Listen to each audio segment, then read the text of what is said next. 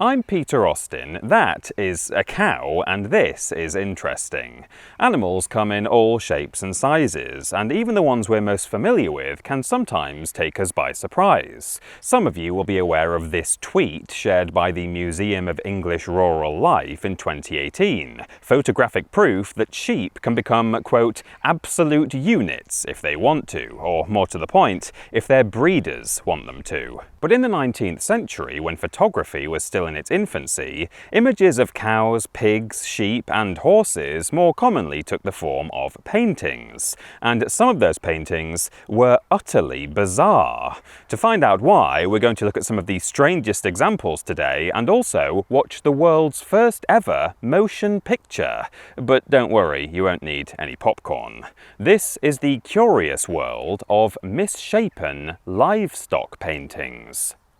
First, let's examine the trends here, because as it turns out, different animals are malformed in different ways in 19th century art. The classic example is the cow, often painted as unnaturally rectangular with a body far larger than it ought to be, swamping its small head and tiny legs. The rather dubious claim goes that there are no straight lines or right angles in nature, and while crystalline solids would like to have a word with you about that, 19th century cows also seem to be giving it a good go, with their angular, almost Minecraft-esque proportions. And it's this that separates them from our next category, the sheep.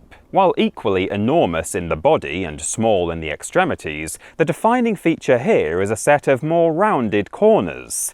This does nothing to make them look any more natural though, which is even better demonstrated by the pigs, who throw out the straight-edged look entirely and opt for complete roundness, and yet still manage to look like utter abominations. A quick look at racehorses will reveal that the proportions are still a bit off here, but there's actually something far more subtle that's amiss in these scenes, which we'll come to in a moment. Have a think in the meantime and see if you can work it out. But horses aside, what's going on with these farm animals? Why are cows so square? Why are pigs so round? And why are sheep a bit of both? Well, as some of you might have worked out by now, it's all about showing off and marketing. Wealthy Victorian farmers often commissioned pieces like this either to hang proudly on their own walls or to disseminate in advertisements, all with a view to show how well bred their livestock were. There's a reason we don't see cows with giant heads or pigs with enormous curly tails in these paintings.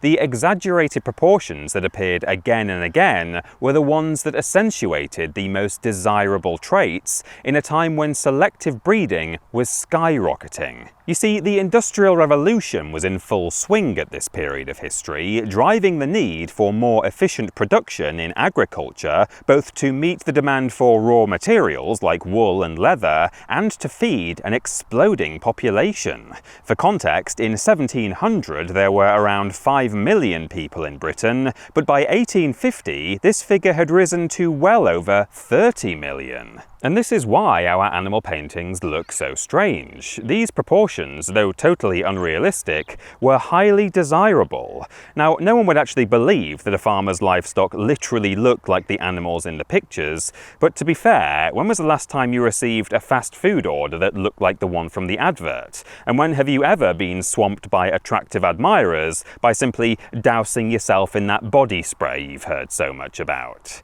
It's the same mentality here. Realistic or not, huge rectangular cows were made to look as though they were made up of enough meat or milk to feed hundreds. In particular, fullness and tautness in the brisket, that's the area beneath the neck in front of the forelegs, is a sign of optimal muscle development in a well-fed cow, so this was given particular attention, while angular hindquarters are suggestive of a good milk producer.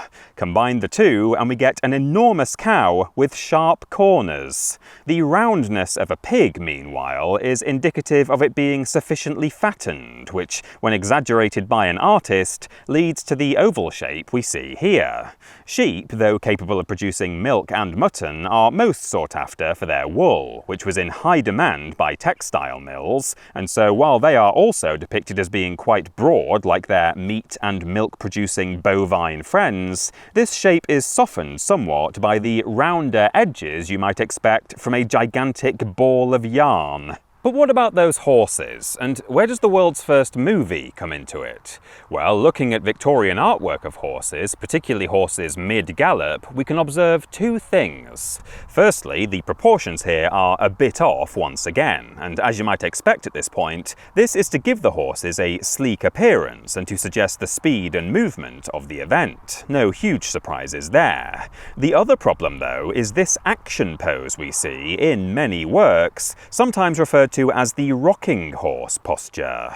This freeze frame, showing horses with all four legs off the ground in an outward position, is actually physically impossible at galloping speed. But in this instance, it's not because the artists are taking the same creative liberties we've seen so far.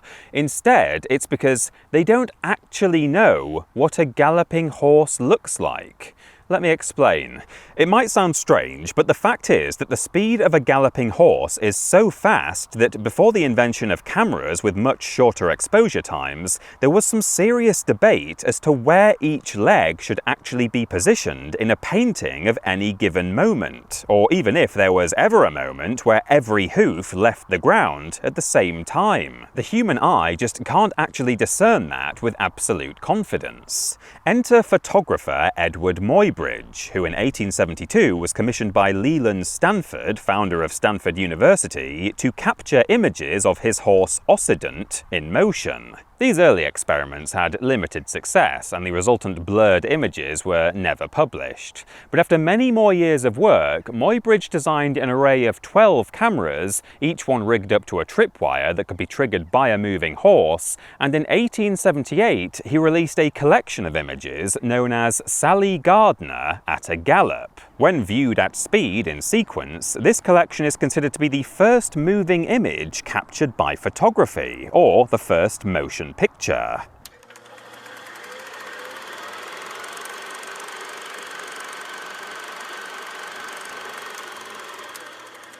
Crucially, one of the stills confirmed not only that there is indeed a moment where a galloping horse lifts every hoof off the ground at the same time, but that its legs are in fact curled inwards beneath the body in this moment, not splayed outwards as was so often depicted in those paintings. So now you know why cows, pigs and sheep look so strange in 19th century artwork, and also why images like this make no sense at all. I've been Peter Austin, and that was interesting. As a quick addendum, I'd just like to thank everyone who shared or watched my most recent upload and helped it get to over 1 million views and counting. It really means the world. If you're new here, I upload every 2 weeks on Sundays, and there's lots more videos available for you to check out on the channel right now. Thanks for watching.